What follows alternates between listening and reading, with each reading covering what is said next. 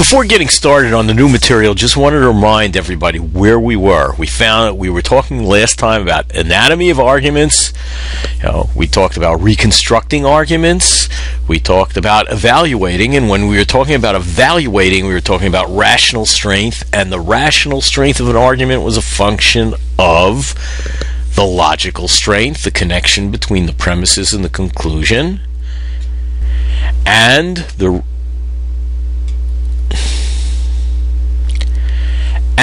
the rational strength of the premises themselves. Then we said when the argument, looking at the first criteria of validity, that is, a valid argument is a logically strong argument, and soundness is the word we use for good. But what we want to spend some time now, what we're going to turn our attention to, is what makes something a valid argument. What is the notion of validity? Can we get a little bit clearer on that? Since it's going to be pretty clear in evaluating arguments, one thing we have to decide is the argument valid? Does the conclusion follow from the premises? And just remember one thing, or let me warn you one thing, in the course from now on, we only want to use valid this way. Valid in English oftentimes means correct, true, or something like that. So you'd say, oh, that statement is valid. In this course, you're not allowed to say things like that anymore. Valid only applies to the relationship between the premises and the conclusion of an argument. If you want to use valid in that other meaning, that other sense, what you need to tell me, or what you need to say, is that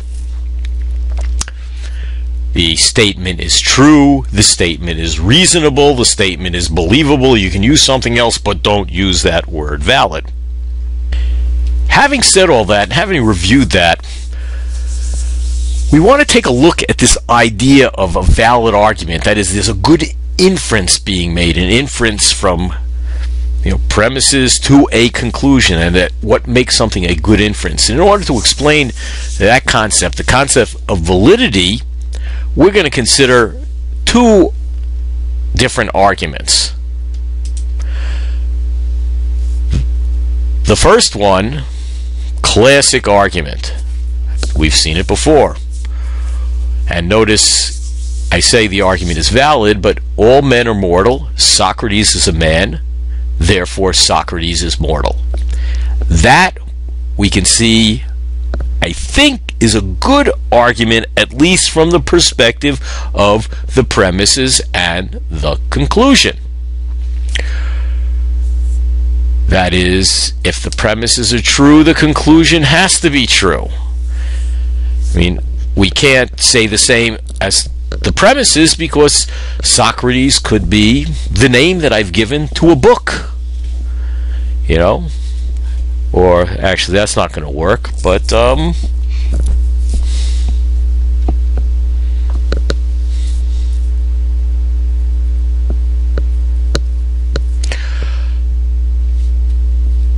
now this is a valid argument. Notice I put V's in front of it to make sure, because the next argument we're going to consider is kind of a variation of that, but we're going to swap the second premise and the conclusion.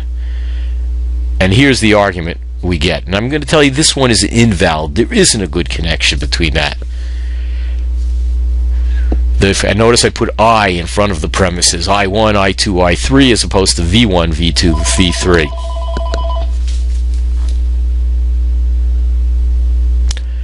Notice I put I in front of the premises in this argument, as opposed to V in the last argument. So we're always going to know this is the invalid one, because these are kind of the models that we want to work with.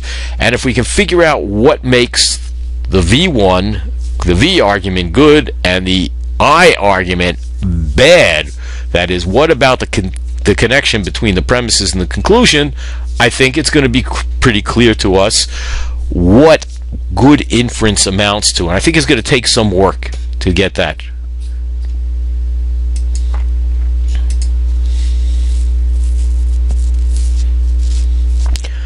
But one thing that I think we want to all agree on is that an argument with a good connection, that is a logically good connection between the premises and the conclusion, is what we're talking about when we're talking about validity.